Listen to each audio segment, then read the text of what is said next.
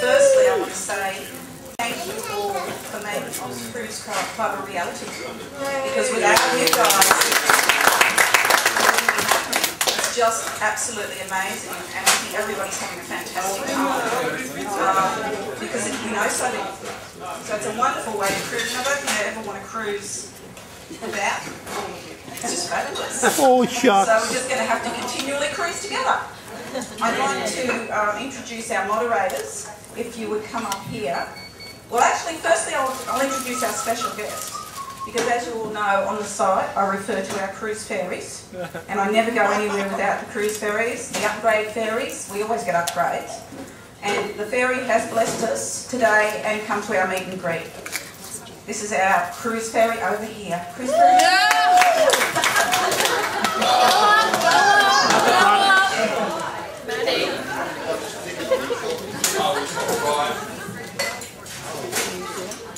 That's all my nice imagination about the ferry.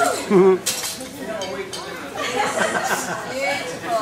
And our favourite colour, pink.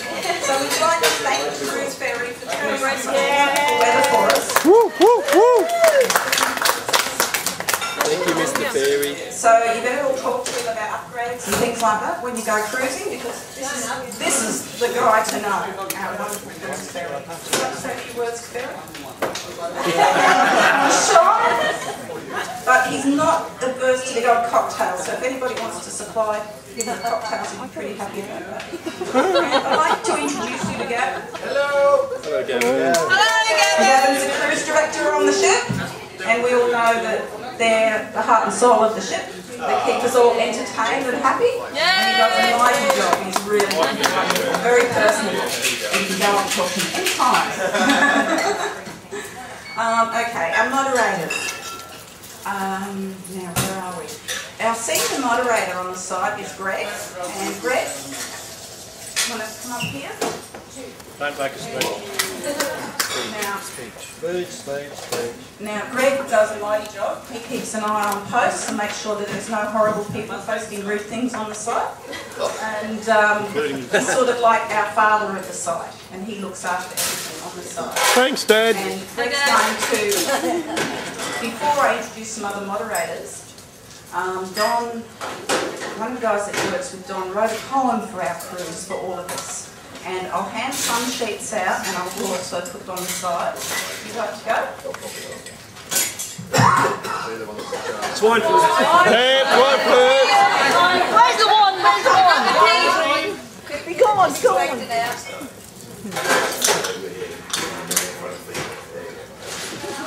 Right, now we've got rid of that. This is called Oz Cruise Club's Deadly Cruise by Mark Feldman, who's a friend of Don's, I believe. I really don't have a sore throat. All the crones from the dreaded Oz Cruise Club embarked on the Dawn Princess, well, of course, via the pub. They had to pass a physical near where the ship was moored, doctors checked their snout and hamstrings before they stepped aboard. The panic was astounding for a modern cruising ship. Talk of swine flu flowed in waves from everybody's lips. Should they quarantine the captains or the members of the crew? Anyone who's shown a single sign of fever, cold or flu? Should the baggage and the cargo be assessed and sprayed for blight before the ship left Sydney and sailed into the night?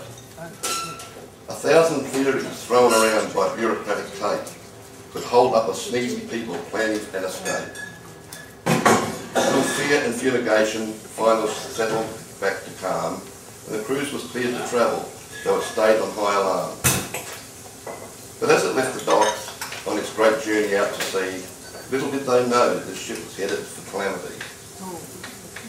By the time they berthed in Brisbane, real disaster had to befell, but I'll try to sum it up briefly what the health report did tell.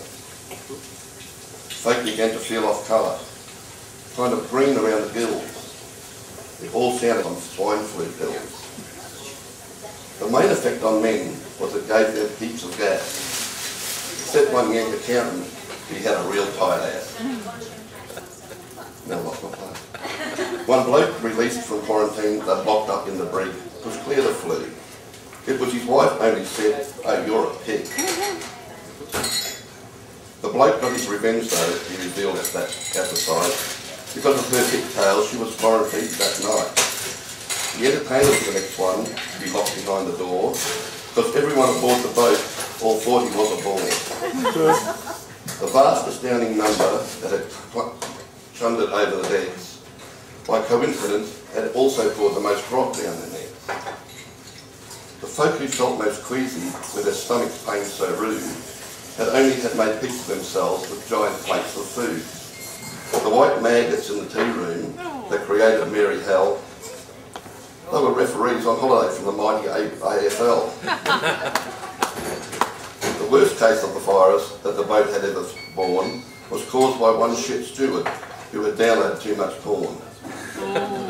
So the final declaration from the health department came, and it was decided that pig virus wasn't really all to blame. The investigation's ruling from the test it had begun found the only swine aboard was that reporter from the Sun. Yeah.